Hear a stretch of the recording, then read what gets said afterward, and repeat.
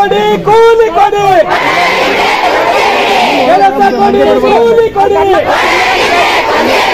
ಮಹಿಳೆಯರೆಲ್ಲ ಒಂದಾಗಿ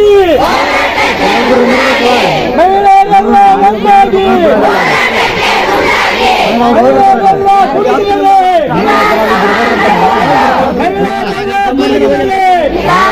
ಆಮೇಲೆ ಇನ್ನೊಂದು ವಿನಂತಿ, ನೀವು ಏನು ಸಮಸ್ಯೆಗಳು ಹೇಳ್ತಿರಲ್ಲ ಇದೆಲ್ಲ ಮುಗಿಲಿ.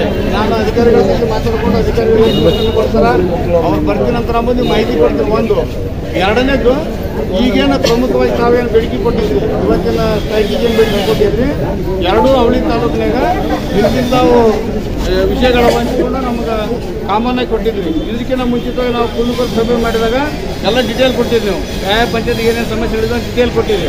ಅದ್ರ ಬಗ್ಗೆ ನಾವೇನು ಕ್ರಮ ತಗೊಂಡಿವಿ, ನಿಮ್ಗೆ ಆ ಕ್ರಮದ ಬಗ್ಗೆ ಗೊತ್ತಿಲ್ಲ ಅನ್ನೋದ್ರ ಬಗ್ಗೆ ಚರ್ಚೆ ಮಾಡೋಣ. ಒಂದೇದು, ಒಂದು ವೇಳೆ ಇವೆಲ್ಲ ಸೆಟೆಟ್ ಆದ ನಂತರ ನಮ್ದೊಂದು ಮನವಿ ಅದ. ಏನಂತಂದ್ರೆ, ಈಗ ಹುಯಿ ಅಂತ ಜನ ಕೂಡಿದಾಗ ಅಥವಾ ಹುಯಿ ಅಂತ ವಿಷಯಗಳು ಚರ್ಚೆ ಮಾಡೋದ್ರಿಂದ ಒಬ್ರಿಗೊಬ್ರು ವಿವಾದ ಮಾಡೋದ್ರಿಂದ ಸಮಸ್ಯೆಗಳು ಪರಿಹಾರ ಆಗೋದು ತೊಂದರೆ ಆಗುತ್ತೆ.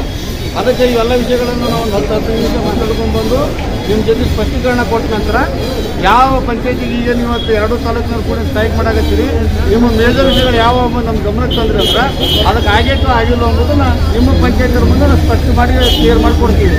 ಇದು ಒಂದು ನಮ್ಮ ಗಮನಕ್ಕೆ ಇರಲಿ. ಎರಡನೇದು, ಇನ್ನೊಂದು ವಿನಂತಿ ಮಾಡ್ಕೋತೀನಿ, ಎಲ್ಲರೂ ಒಂದು ಅರ್ಥ ಮಾಡ್ಕೊಳ್ಳಿ. ನೀವು ಹೇಳಿದಂಗೆ ಎಲ್ಲ ವ್ಯವಸ್ಥೆದಾಗೂ ಸ್ವಲ್ಪ ಹೆಚ್ಚು ಕಡಿಮೆ ತೊಂದರೆಗಳು ಇರ್ತಾವೆ, ಅದನ್ನು ನಾವು ಒಪ್ಕೋತೀವಿ. ಆದ್ರೆ ಏನು ವಿಷಯ ನಾನು ಸಾಕಷ್ಟು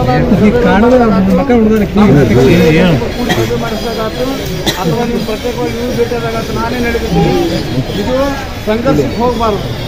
ನೀವು ಕೂಲಿ ಕಾರ್ಮಿಕರಿದ್ದೀರಿ, ನಿಮ್ಮ ಬೇಡಿಕೆಯನ್ನು ನಮಗೆ ಕೂಲಿ ಕೊಡ್ರಿ, ನಮ್ಮ ಕೆಲಸದ ಪ್ರಕಾರ ನಮ್ಮ ಪಗಾರ ಕೊಡೋದು ಅಷ್ಟೇ ನಿಮಗೆ ಬೇಡಿಕೆ ಐತಿ. ಅದಕ್ಕೆ ತೊಂದರೆಗಳು ಸಾಕಷ್ಟು ಅದಾವ. ಅದಕ್ಕೆ ಸಂಬಂಧಪಟ್ಟಂತೆ ನಾವೇನು ಮಾಡೋಕಂಬೋದು ನಮ್ಮ ಲೆವೆಲ್ ತಗದ ಅದು ನಾವೊಂದು ಬ್ಯಾಲೆನ್ಸ್ ಮಾಡ್ಕೋಬೇಕು, ಮಾಡ್ತೀವಿ. ನಿಮ್ಮ ಹತ್ರ ವಿನಂತಿ ಇಷ್ಟ ನಂದು, ನನ್ನ ಹತ್ರ ಇಷ್ಟ ವಿನಂತಿ ನಿಮ್ಮದು. ಈಗ ನೀವು ಸಾವಿರಾರು ಜನ ಆಗ್ತೀರಿ, ನೀವು ಪ್ರತಿಯೊಬ್ಬರು ದಿನ ಉತ್ತರ ಕೊಡುವಂಥ ಪರಿಸ್ಥಿತಿ ಕಠಿಣ ಆಗ್ತದೆ.